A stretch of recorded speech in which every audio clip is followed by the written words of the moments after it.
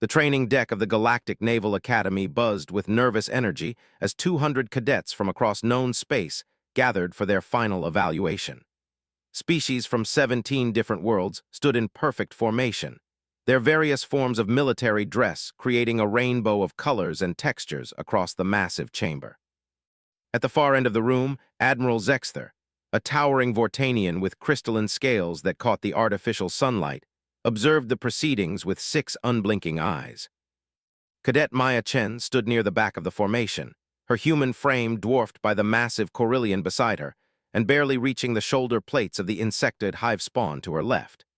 Her simple gray uniform looked plain compared to the elaborate ceremonial gear worn by representatives of the more established galactic civilizations. She'd grown used to the stares and whispered comments during her 3 years at the Academy. Humans were still newcomers to the galactic community, barely 50 years since first contact, and their military capabilities remained largely untested and frequently dismissed. Today's examination will test your reflexes, tactical thinking, and combat readiness. Admiral Zexther's voice boomed across the chamber, translated into dozens of languages through neural implants. You will face simulated combat scenarios designed to push your species-specific abilities to their limits. Those who pass will earn their commission as officers in the Galactic Defense Force. Those who fail return to their homeworlds in shame. Maya felt her heart rate increase, but her breathing remained steady. She'd trained for this moment since arriving on Nexus Prime, the Academy's homeworld. While other cadets relied on their species' natural advantages, enhanced strength, telepathic abilities, or energy manipulation, humans had to make do with what the other species considered primitive biological functions. It had made every day at the Academy a struggle, but it had also taught Maya something valuable about pushing beyond perceived limitations. The first group was called forward, 20 cadets who would face individual combat scenarios in holographic training chambers. Maya watched as a Zenthari cadet, his forearms moving with fluid precision, disarmed multiple opponents in seconds using energy manipulation techniques that made the air itself shimmer. A Corellian cadet followed, her massive frame absorbing weapons fire that would have killed most other species, while she methodically dismantled her opposition with brute force. "Impressive displays," commented Instructor Velter, a stick-thin ethereal whose species had evolved past physical combat millennia ago. "Note how each cadet maximizes their species' evolutionary advantages.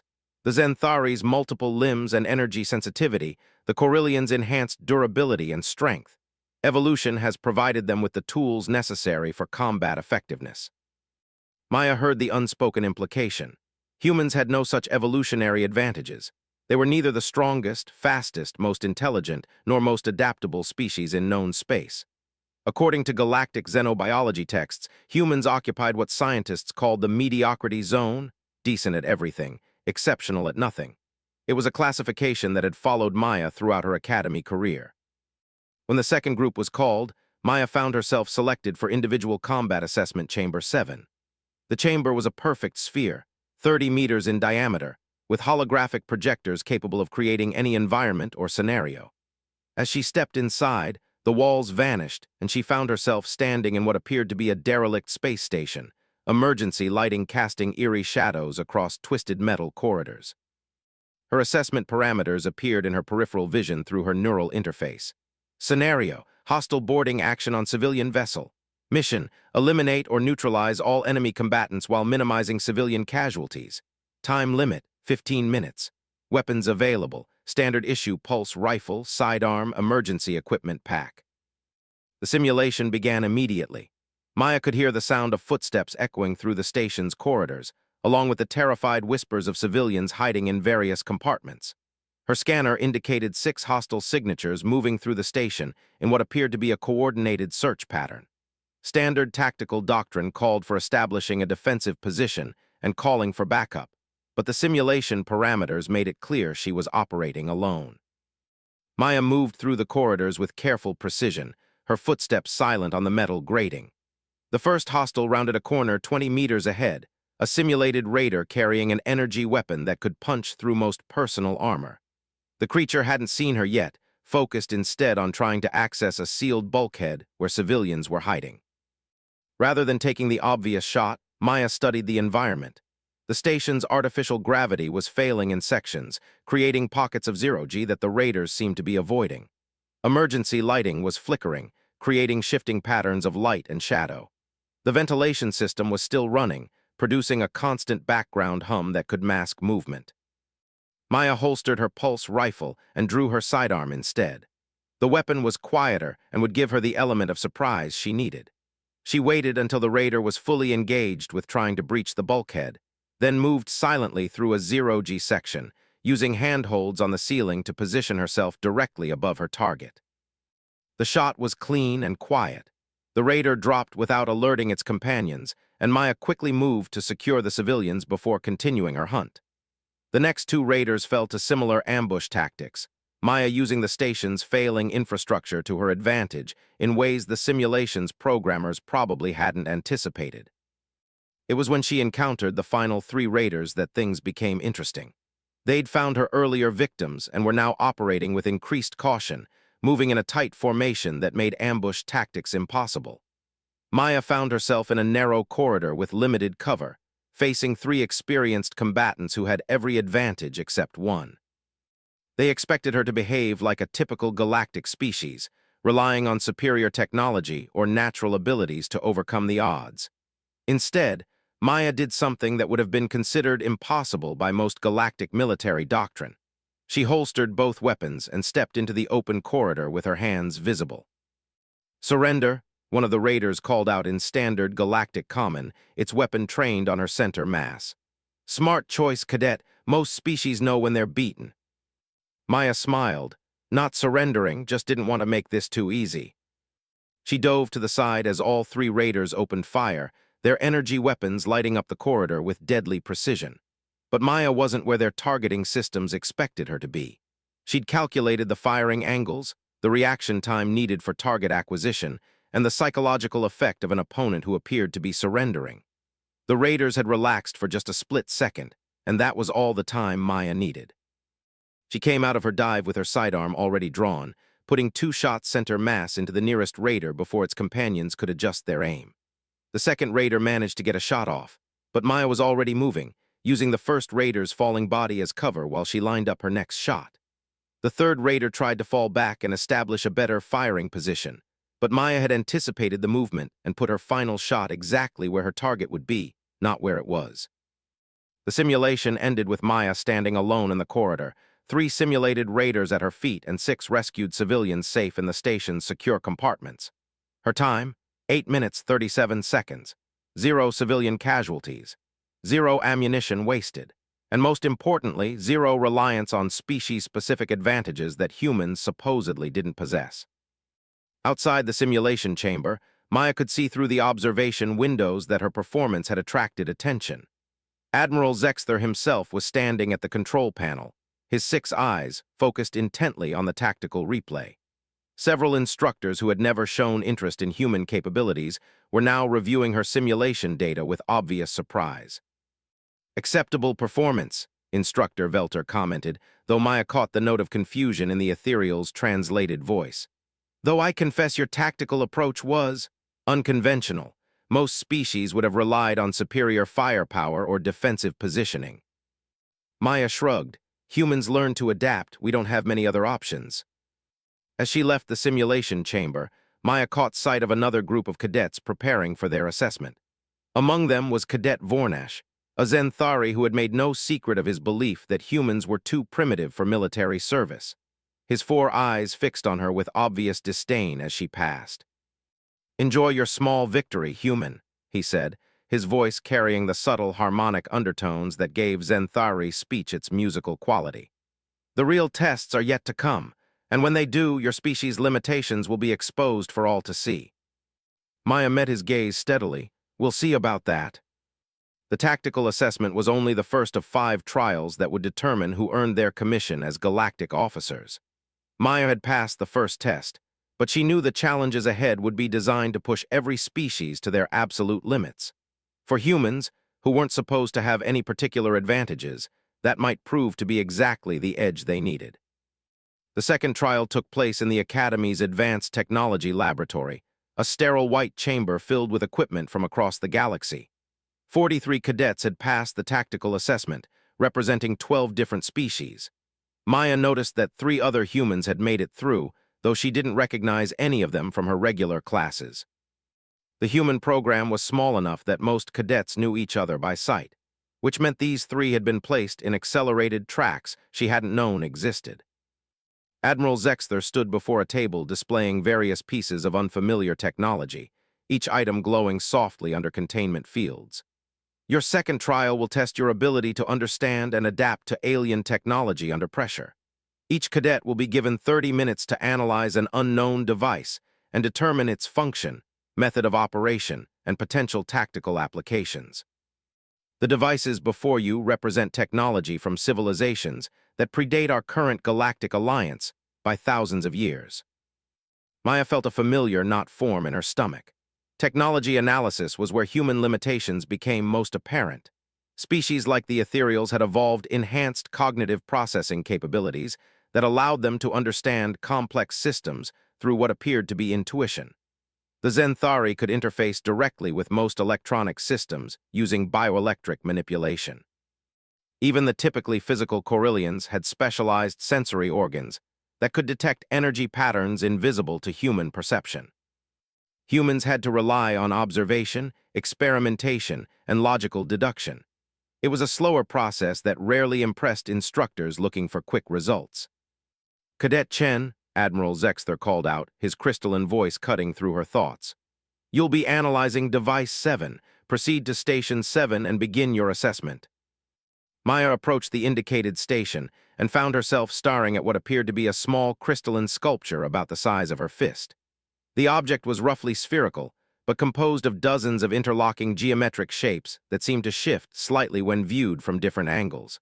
Under the containment field, it pulsed with a soft blue light that had no apparent pattern. She activated her workstation and began the standard analysis protocol. Scanner readings showed the device was composed of an unknown crystalline matrix with embedded metallic threads too fine for the equipment to properly resolve. Energy readings were minimal but consistent, suggesting some kind of internal power source. The object's surface temperature was exactly ambient, which was unusual for something generating its own energy signature. Around her, other cadets were making rapid progress. Cadet Vornash at Station 3 had already interfaced directly with his device, his bioelectric manipulation allowing him to trace its internal energy pathways. At Station 12, an ethereal cadet appeared to be simply staring at her assigned device, while data streams flowed across her workstation's screen at inhuman speeds. Maya ignored the pressure and focused on her own analysis. The device wasn't responding to any of the standard activation sequences in the Galactic Technology database. Electromagnetic scanning revealed that the metallic threads formed an incredibly complex three-dimensional pattern throughout the crystal matrix, but their purpose remained unclear. She tried various energy inputs, from simple electrical current to focused light beams, but nothing produced any visible response. After 20 minutes, Maya was running out of time and options. The device remained inert despite her efforts, and she could hear other cadets around her successfully activating their assigned technology. Cadet Vornash had managed to power up what appeared to be some kind of communication array, while the ethereal cadet was manipulating what looked like a holographic interface that had emerged from her device. That's when Maya noticed something the scanners had missed. The crystalline structure wasn't perfectly symmetrical as it appeared. There were minute variations in the angles between geometric faces, differences so small they were barely visible even under magnification. But when she traced the pattern of these variations, they seemed to correspond to the metallic thread pathways inside the crystal. It was a lock, not an electronic lock that required the right energy signature or interface protocol, but a physical puzzle that had to be manipulated mechanically. Maya realized that the shifting geometric shapes she'd observed weren't an optical illusion. They were actually movable components that could be rotated and repositioned. With only 8 minutes remaining, Maya began manipulating the crystal faces, turning and sliding the geometric shapes according to the pattern suggested by the internal metallic threads. It was incredibly intricate work, requiring precise movements and careful attention to how each adjustment affected the overall structure. Her hands moved steadily despite the time pressure, each rotation bringing her closer to aligning the internal pathways. Time, Admiral Zexther announced. but Maya was already sliding the final piece into position.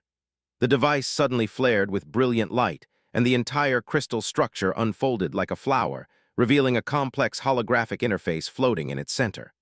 Around the interface, streams of data began flowing in scripts that predated known galactic writing systems. "Fascinating," Admiral Zexther commented, approaching Maya's station. "A puzzle lock. I haven't seen that particular security system in over 3 centuries. Most species abandon mechanical locks once they develop energy-based technology." "It makes sense from a security perspective," Maya replied, her confidence growing as she realized what she'd uncovered. Energy-based locks can be bypassed by species with the right biological or technological capabilities, but a mechanical puzzle requires understanding the creator's thought patterns and manual dexterity to solve. It's actually more secure against advanced civilizations than primitive ones. The Admiral's 6 eyes focused on her with renewed interest. "Continue." Maya gestured to the flowing data streams. "The device appears to be a cultural archive. The holographic interface is displaying what looks like historical records, art, and scientific data from the civilization that created it. The puzzle lock was designed to ensure that only someone willing to take the time to understand their mindset could access their legacy." "And the tactical applications?" "Cultural archives like this would be invaluable for understanding extinct civilizations, which could provide insights into their technology, their enemies, and their strategic thinking. If you encountered similar technology in the field, understanding the cultural context behind its design would be crucial for proper utilization." Admiral Zexther nodded slowly. "Impressive analysis, especially considering you solved a puzzle that has confounded xenoarchaeologists for decades." He paused, his crystalline features showing what Maya had learned to recognize as curiosity. "Tell me, Cadet Chen, how did you approach this problem differently from your peers?" Maya glanced around the laboratory. Most of the other cadets were still working with their devices, trying to apply their species' natural advantages to force technological compliance.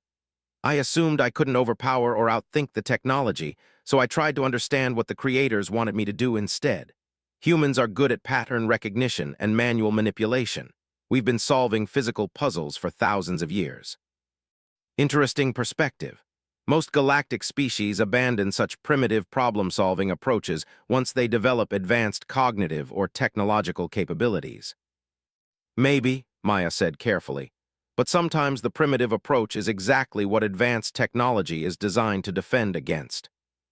The Admiral made a note on his personal data pad. "Report to Briefing Room Alpha at 600 tomorrow for your 3rd trial, and Cadet Chen," he paused as Maya gathered her equipment, "I suggest you get adequate rest. Tomorrow's assessment will test capabilities you may not know you possess." As Maya left the laboratory, she passed Cadet Vornash, who was still attempting to establish a bioelectric interface with his assigned device. His 4 eyes tracked her movement with obvious frustration. "Lucky guess," he muttered in his musical Zenthari voice.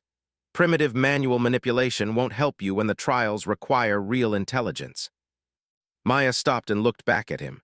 Maybe intelligence means knowing when not to overthink a problem. That evening, Maya sat in the Academy's observation lounge, looking out at the swirling nebula that surrounded Nexus Prime.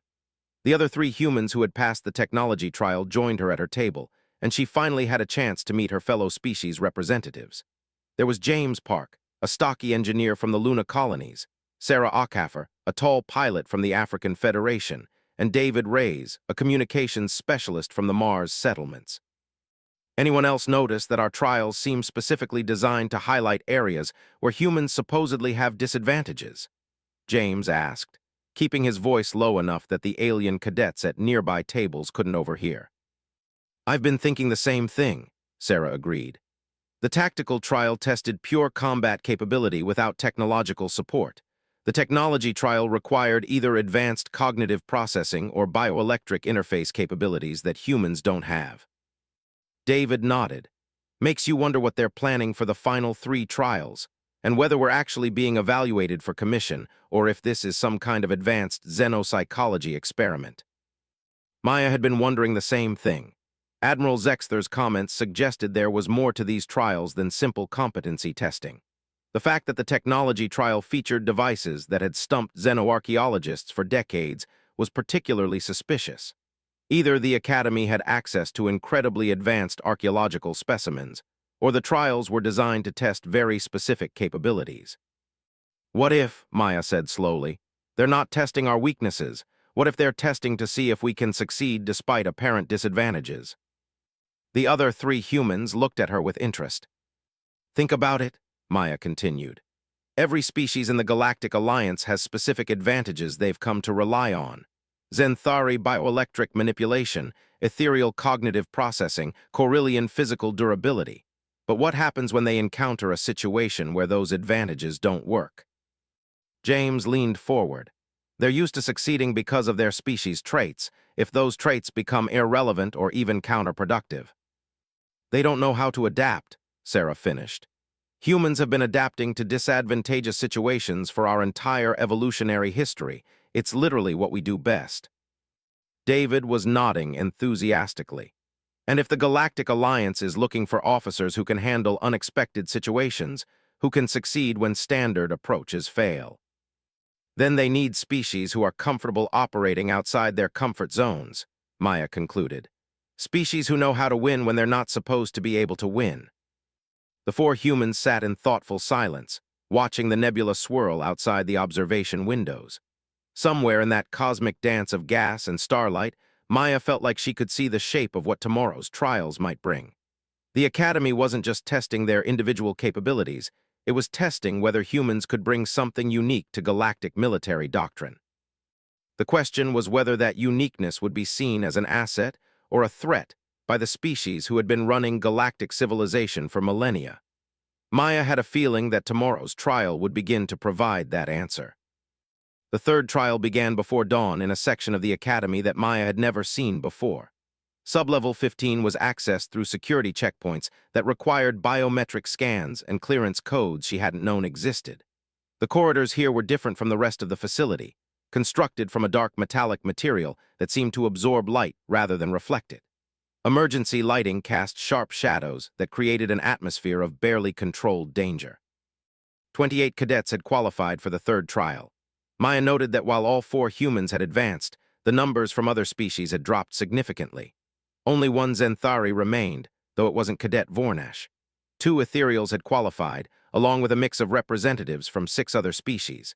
The selection seemed almost random until Maya realized that each remaining cadet had succeeded in their previous trials through unconventional methods.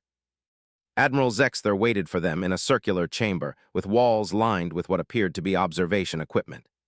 Your third trial will test your ability to function under extreme psychological pressure while maintaining tactical effectiveness.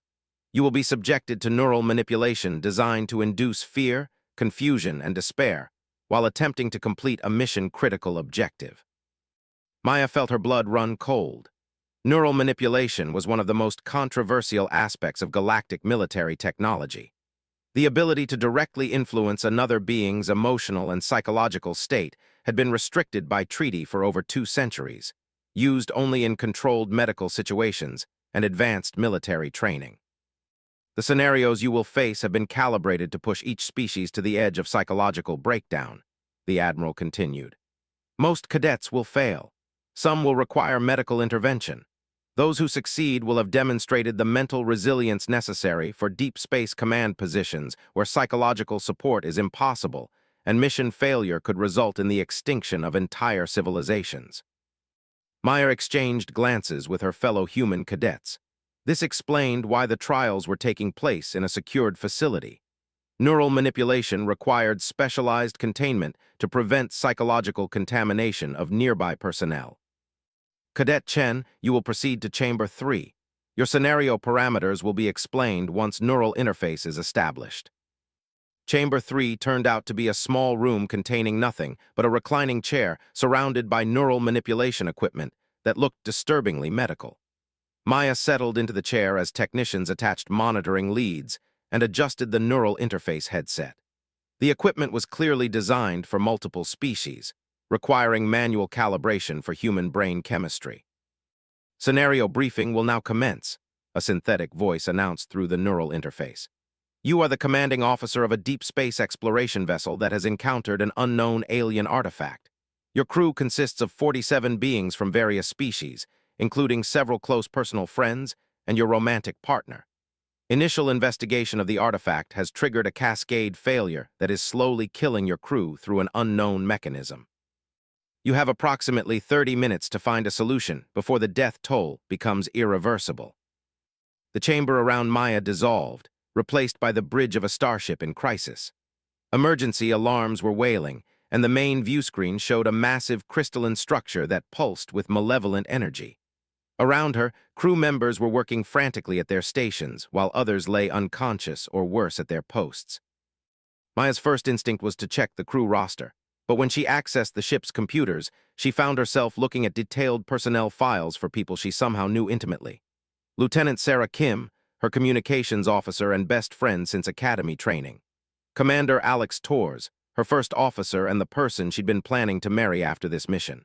Dr. Yuki Tanaka, the chief medical officer who had saved her life during the Vega incident 2 years ago. The neural manipulation was incredibly sophisticated. Maya could feel genuine emotional attachment to these fictional people, along with the crushing weight of command responsibility for their lives.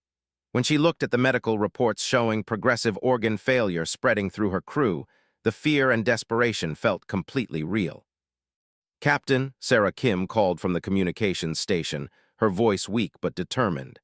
"I've been monitoring the artifact's energy patterns. The field effect seems to target specific neural pathways, but I can't determine the mechanism. We need more time to analyze the data." "We don't have more time," Commander Torres replied from the tactical station. "Medical reports show 17 crew members in critical condition. If we don't act in the next 15 minutes, we'll lose them."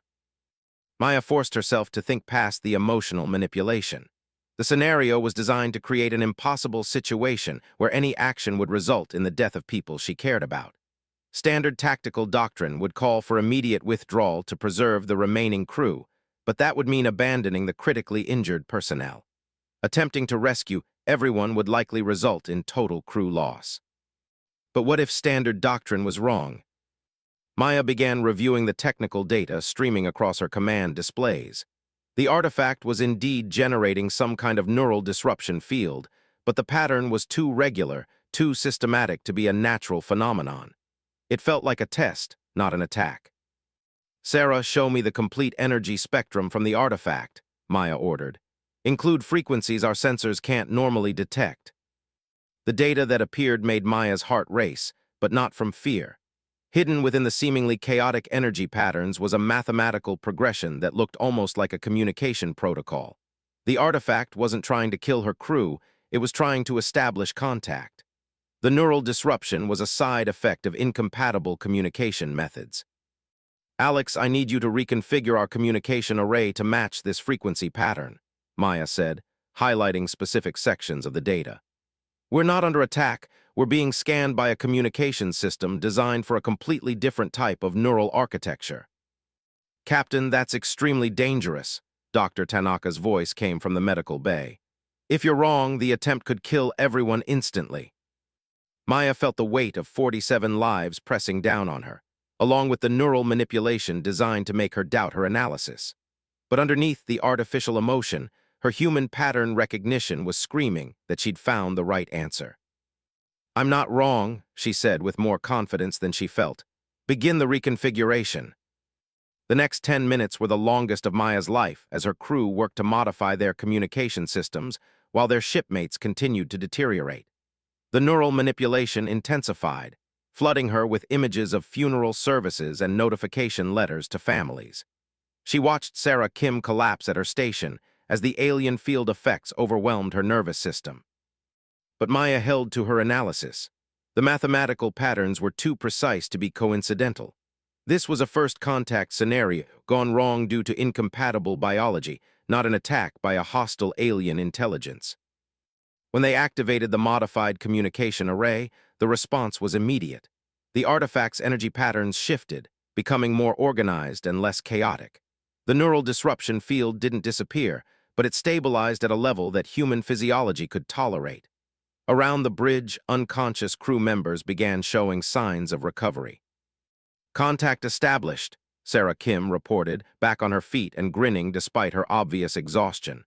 "The entity is apologetic. It didn't realize its communication methods were harmful to carbon-based life forms. It's been trying to warn us about something in this system, but its attempts to communicate nearly killed us instead. The simulation ended with Maya's crew alive and humanity's first contact with a truly alien intelligence successfully established. But as the holographic bridge faded away, Maya realized the real test had been whether she could trust her analytical abilities over emotional manipulation, designed to cloud her judgment. Admiral Zexther was waiting when she emerged from Chamber 3, his 6 eyes studying her with obvious interest. Remarkable performance, Cadet Chen. Most species respond to that scenario by either retreating immediately or attempting a military solution. You chose to treat it as a communication problem. The patterns were too organized to be random, Maya replied, still feeling emotionally drained from the neural manipulation. And the escalation was too systematic to be an attack. It felt like a misunderstanding rather than hostile action. Interesting analysis, and your emotional state during the trial. Maya considered the question carefully. Terrifying, the neural manipulation made everything feel completely real, including my attachment to the crew. But underneath the artificial emotions, I could still think logically about the technical data. Admiral Zexther made another note on his data pad. Human neurological resistance to psychological manipulation appears to be significantly higher than our projections indicated. Your species seems capable of maintaining analytical function even under extreme emotional stress. Is that unusual? Extremely. Most species either compartmentalize emotion and logic completely, making them vulnerable to scenarios that target their emotional responses, or integrate them so thoroughly that emotional manipulation compromises their analytical capabilities. Humans appear to do something different entirely. Maya was beginning to understand why the trials were structured as they were. The Academy wasn't just testing individual competency, it was mapping the capabilities and limitations of different species under stress conditions. What they discovered about human psychological resilience had clearly surprised them. 2 trials remain, Admiral Zexther continued. I suggest you use the rest period wisely. Tomorrow's assessment will test capabilities that may prove crucial to the future of galactic civilization. As Maya left the secured facility, she found herself thinking about the Admiral's final comment. The trials were becoming increasingly focused on scenarios that seemed specifically designed to highlight human advantages rather than disadvantages. Either the Academy had dramatically underestimated human capabilities, or they were testing humans for something far more significant than standard military commissions. That evening, the 4 remaining human cadets met again in the observation lounge. The conversation was subdued, each of them clearly affected by their neural manipulation trials, but their shared experience had created a bond that transcended their different backgrounds and specializations. Anyone else notice that we're not really competing against each other anymore? James asked quietly. It feels like the Academy is testing whether humans as a species meet some kind of criteria. Sarah nodded, and the scenarios are getting more specific. First contact situations, technological puzzles that require unconventional thinking, psychological manipulation that most species can't handle. It's like they're preparing us for something particular. The question is what, David added, and whether it's something we actually want to be prepared for. Maya stared out at the nebula, its swirling patterns reminding her of the mathematical progressions she'd found hidden in the alien artifact's communication attempts. Patterns within patterns, meanings hidden beneath surface appearances. She had a growing suspicion that the final 2 trials would reveal exactly what the Academy had been preparing them for, and that the answer would change everything about humanity's role in galactic civilization. /. The 4th trial took place in a section of the Academy that existed outside normal spacetime, accessible only through experimental portal technology that made Maya's stomach lurch with each step through the dimensional gateway. The testing facility on the other side was unlike anything she'd seen before, a vast chamber that seemed to extend infinitely in all directions, with gravity that shifted and flowed like liquid around floating platforms connected by energy bridges. 16 cadets remained. The psychological manipulation trial had claimed more casualties than any previous test, leaving only the most mentally resilient representatives of 6 different species. Maya noted that all 4 humans had survived, along with both ethereals, 3 Corellians, 2 members of species she didn't recognize. and surprisingly, 5 cadets from a species she'd never encountered before. Tall beings with crystalline skin and multiple sets of arms who seemed completely at ease with the facility's impossible architecture. Admiral Zexther stood on the central platform, his crystalline form refracting the strange light sources that illuminated the space. Behind him, a massive holographic display showed what appeared to be a three-dimensional map of known galactic space, with red indicators marking dozens of locations throughout the spiral arms. Your 4th trial will test your ability to think strategically on a galactic scale while adapting to combat situations that exceed conventional tactical doctrine, the Admiral announced. You will be placed in command of a mixed-species fleet during a crisis that threatens the fundamental structure of galactic civilization. Your decisions will affect billions of lives across hundreds of worlds. Maya felt her pulse quicken. This was the kind of scenario that senior admirals trained for decades to handle, not something typically presented to Academy cadets. The fact that they were being tested on galactic-scale strategy suggested that whatever the Academy was preparing them for went far beyond standard military commissions. The scenario is based on actual historical events, Admiral Zexther continued. 37 years ago, an unknown hostile force began systematically attacking isolated systems along the galactic rim. The attacks followed no recognizable pattern and employed technology that countered our most advanced defensive measures. By the time the Galactic Alliance mobilized an effective response, 43 systems had been lost, and over 2 billion beings had died. Maya exchanged glances with her fellow cadets. She'd never heard of such a massive military disaster in recent galactic history.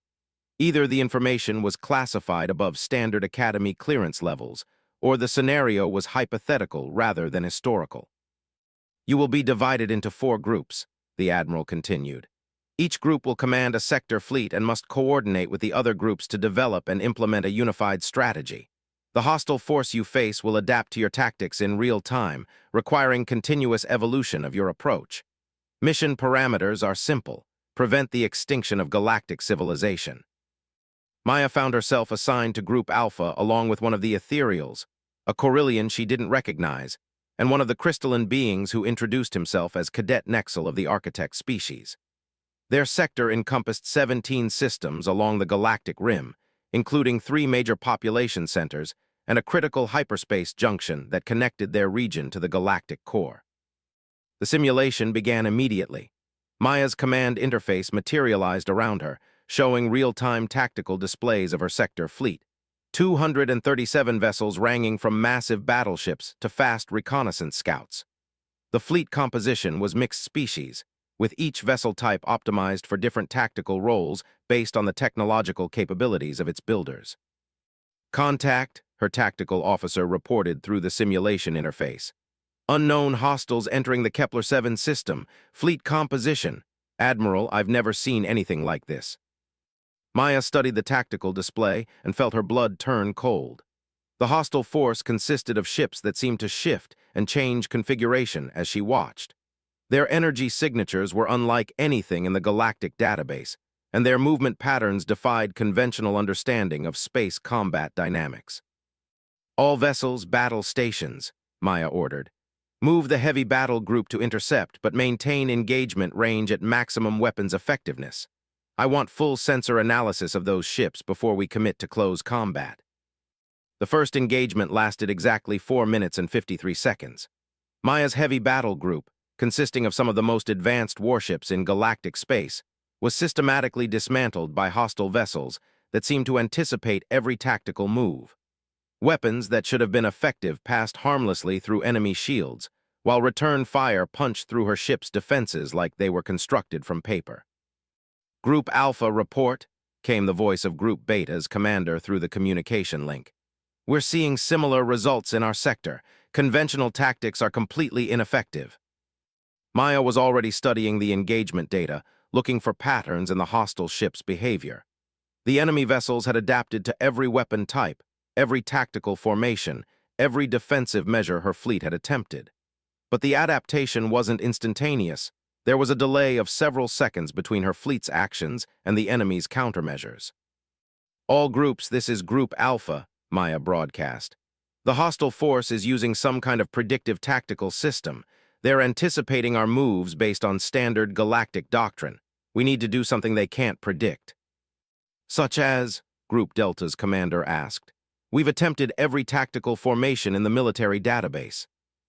Maya felt a familiar sensation, the same pattern recognition that had served her in previous trials. The enemy was defeating them by being better at conventional galactic tactics than they were. But what if conventional tactics were the problem? Group Alpha Fleet, implement formation pattern Chaos 7, Maya ordered, using a designation she'd just invented. All ships break formation and engage independently, abandon tactical coordination and fight like a barbarian raiding party. Admiral, that's completely contrary to military doctrine, her tactical officer protested. Uncoordinated attacks will result in massive casualties and tactical inefficiency. Efficiency is what they're counting on, Maya replied. They're predicting our moves because we're being predictable, time to be unpredictable. Maya's fleet scattered across the battle space, each ship attacking independently with no apparent coordination or tactical planning. Individual vessels engaged enemy targets at random, used unconventional weapon combinations, and maneuvered in patterns that violated every principle of space combat doctrine. The results were immediate and dramatic. The hostile ship's adaptive systems couldn't cope with truly random tactical decisions. Their predictive algorithms had been calibrated to counter organized military responses, not chaotic individual actions. Maya's scattered fleet began scoring hits on enemy vessels that had seemed invulnerable moments before. All groups implement random engagement protocols, Maya broadcast. Abandon formation fighting and engage as independent units. Don't coordinate, don't follow doctrine, and don't do anything that makes tactical sense. The tide of battle shifted dramatically over the next hour as the four-sector fleets abandoned 3 centuries of refined galactic military doctrine in favor of what could only be described as organized chaos. Ships attacked from impossible angles, used weapons in combinations that shouldn't have been effective, and maneuvered in patterns that confused their own allies as much as their enemies. But it worked. The hostile forces' technological superiority became irrelevant when faced with tactics so unconventional that their adaptive systems couldn't process them. Enemy ships that had seemed invulnerable began taking damage, their formations broke down, and their advance stalled. Group Alpha, incredible work, Admiral Zexther's voice came through the command channel. You've identified the key weakness in an adaptive tactical system that defeated our best strategists for over a year during the actual crisis. Maya felt the simulation environment shift around her as the tactical displays faded. This was a historical scenario, modified for training purposes, but based on real events. The hostile force was an automated fleet launched by an extinct civilization as a final weapon against any species that might threaten galactic stability. Their tactical systems were programmed with complete knowledge of galactic military doctrine, making conventional resistance impossible. How was it actually defeated? Admiral Zexther's 6 eyes focused on her with an expression she couldn't read. It wasn't.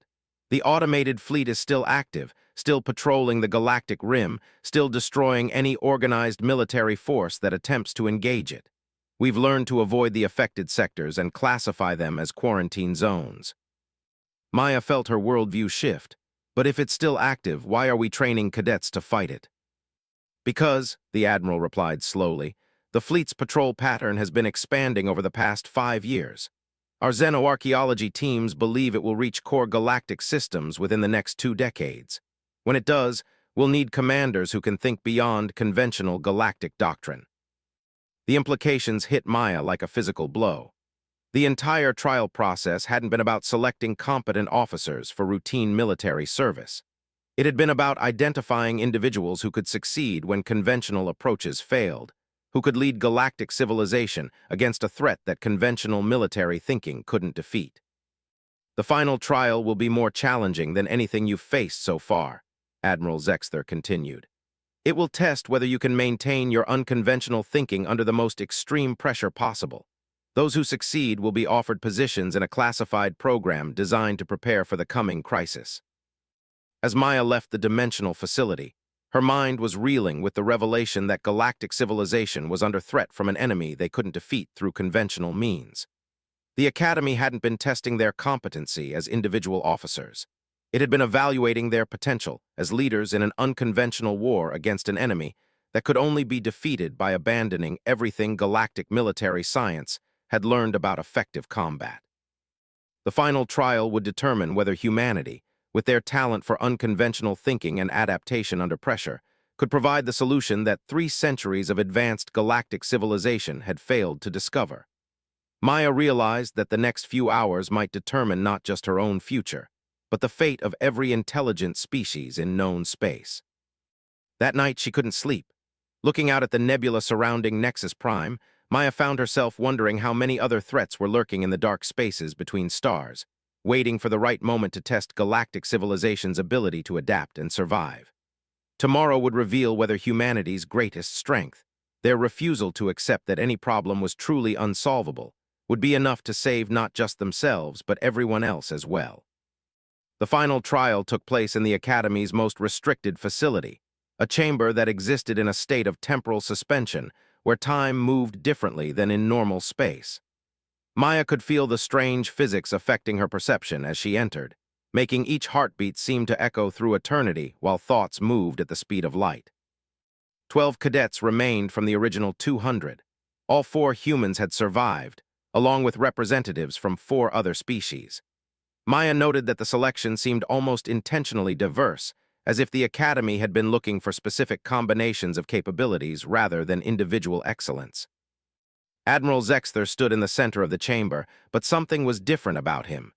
His crystalline form appeared more translucent than before, and when he spoke, his voice carried harmonics that suggested multiple beings speaking in perfect synchronization. Your final trial will test your ability to function as unified command structure while facing an opponent that exceeds your individual capabilities by several orders of magnitude, the Admiral announced. You will be placed in direct neural interface with each other, and with a simplified version of the tactical systems used to coordinate galactic defense networks. Your mission is to devise a strategy for defeating the automated fleet that has been expanding its territory for the past 5 years. Maya felt her pulse quicken. This wasn't a simulation. They were being asked to solve the actual problem that had stumped galactic military strategists for decades. The neural interface would allow them to share thoughts, tactical insights, and strategic planning in real time, creating a collective intelligence that might be capable of finding solutions beyond individual capability. The interface process is irreversible for the duration of the trial, Admiral Zexther continued. Once activated, you will share consciousness until the trial concludes or you achieve tactical consensus. Some cadets find the experience overwhelming. Others discover capabilities they never knew they possessed. Maya joined the other 11 cadets in forming a circle around a complex neural interface array. As the technicians attached the connection leads, she caught sight of her fellow humans, James, Sarah, and David.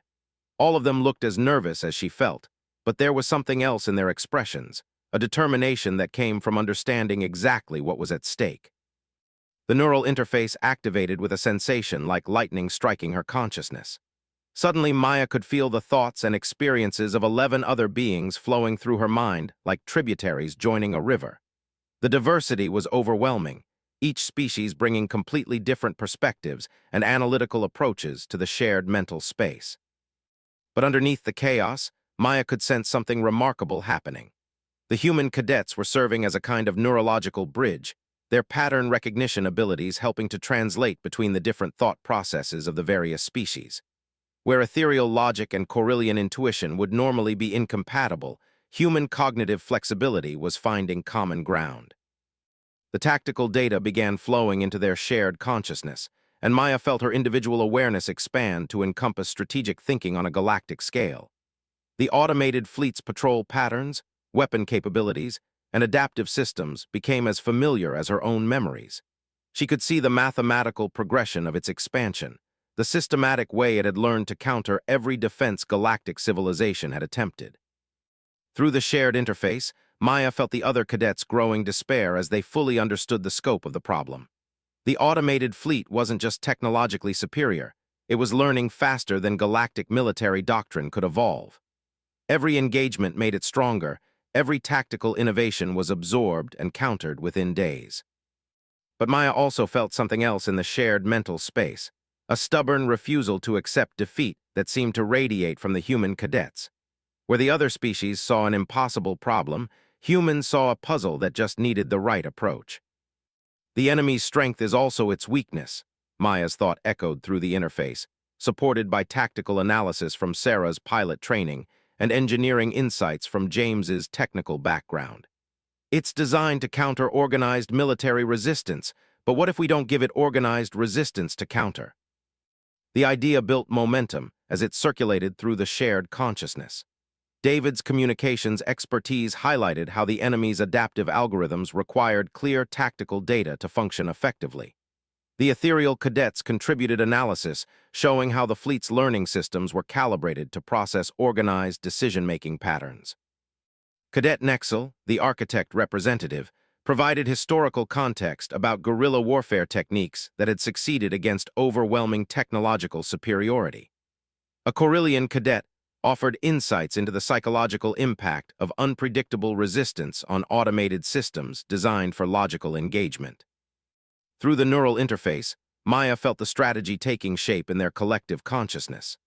It was unlike anything in galactic military doctrine, an approach that abandons centralized command, coordinated tactics, and technological superiority in favor of something that could only be described as organized anarchy. We don't fight the fleet, Maya's awareness merged with the growing consensus. We make fighting us more trouble than it's worth. The strategy that emerged from their shared planning was radical beyond anything attempted in galactic history. Instead of organized fleets engaging in conventional space battles, they would deploy millions of small, independently operated vessels throughout the contested sectors. Each ship would operate under completely randomized orders, engaging and withdrawing according to patterns generated by quantum uncertainty rather than tactical planning. The automated fleet's learning algorithms would be unable to predict or counter tactics that weren't actually tactics at all. Individual ships would attack supply lines, communication relays, and sensor networks without coordination, creating a chaotic environment where the enemy's technological advantages became irrelevant. More importantly, the strategy would spread the resistance across so many individual actors that destroying them all would require the automated fleet to expand beyond its operational parameters.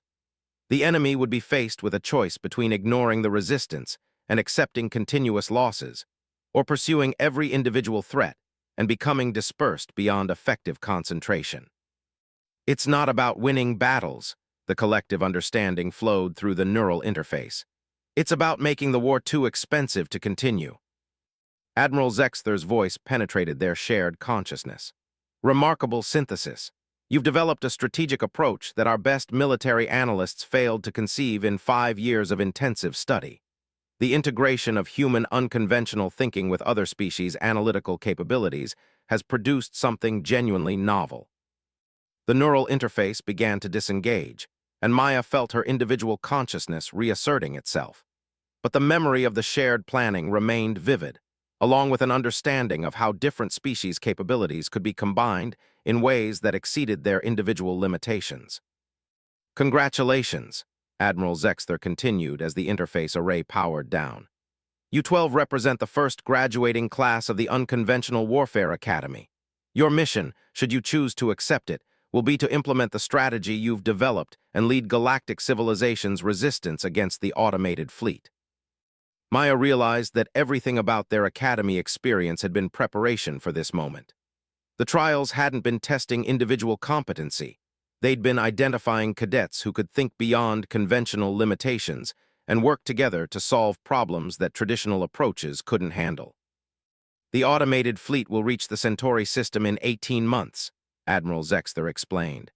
You have that long to recruit, train, and organize a resistance force based on principles that violate every established norm of galactic military doctrine.